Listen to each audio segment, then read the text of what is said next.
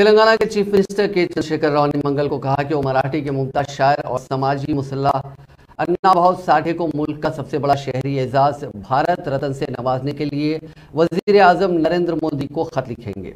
BRS के सरबराह जिन्होंने महाराष्ट्र के सांगली जिले के वट्टे गांव में साठे की यादगार का दौरा किया, कहा कि उनकी हुकूमत इस मामले पर मरकज को खत लिखेगी। उन्होंने महाराष्ट्र हुकूमत से भी कहा कि वो अन्नाभाऊ साठे को आला तरीन एजाज से नवाजने के लिए मरकज को खत लिखे। उन्होंने अजीम शायर की जाए पैदाइश वाटे गांव में अन्नाभाऊ साठे की यादगार पर खिराज अकीदत पेश किया। साठे का ताल्लुक पसमानदा दादरी से था और वो संयुक्त महाराष्ट्र तहरीक की आवाज बने। उन्होंने समाजी बुराइयों पर हमला करने वाली नज़में और गीत लिखे। साठे दलितों और दीगर तबकात में इंतहाई काबिल एहतराम है।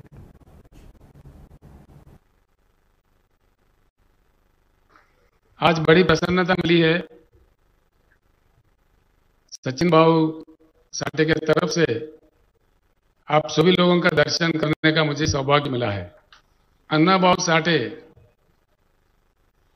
उनके जो तड़प, जो कविताएं सारे समाज के लिए, शोषित, पीड़ित, वंचित लोगों के लिए ही था। सोशलिज्म के तरफ भी उनका रुझान था।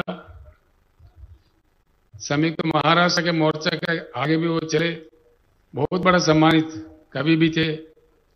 इसलिए उनको टाइटल दिया गया लोक शायर। ये बहुत कम लोगों को मिलता है। शायर तो कई होते हैं, लेकिन लोक शायर जो लोगों के लिए, खास तौर पर जो वंचित है, पीड़ित है, शोषित है, बॉटम लाइन में है, उनके लिए लिखने वाले, गाने वाले कम होते हैं। लेकिन अन्नाभाऊ साठे ने कभी पीछे नहीं हटा। इसीलिए बड़ी खुशी की बात है, सारे भारत को गर्व की बात है। रशिया जैसा एक महान देश अन्नाभाऊ साठे को पहचाना, लेकिन हिंदुस्तान ने नहीं पहचाना। उन्होंने पहचाना और खास यहां के प्रधानमंत्री को इतला करके उनको रशिया पे बुला लिया, सम्मानित किया।